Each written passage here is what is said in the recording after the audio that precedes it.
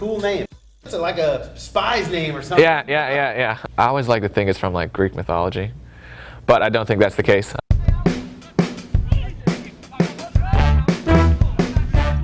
When I was little, I did karate for a little bit. That didn't last too long. I think I had just too much energy, and that stuff was pretty mellow.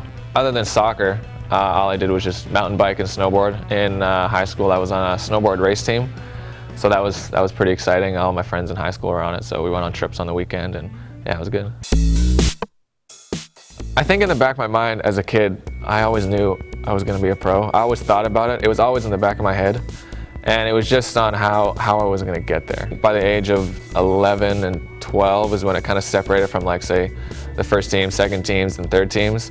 You know, the coaches then really believed in me, and I think that's when I started playing right back, like right when I was 11 years old.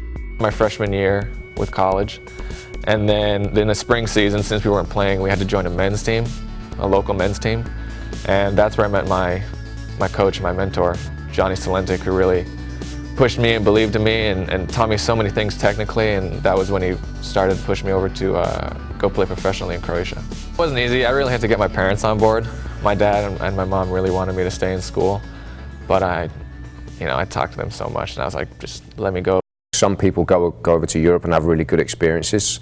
Some don't, because it is completely different to the States. But I think the players that do go, they get good coaching, but it's a completely different perspective for them.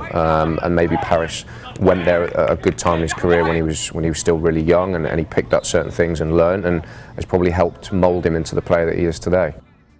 Paris G out top.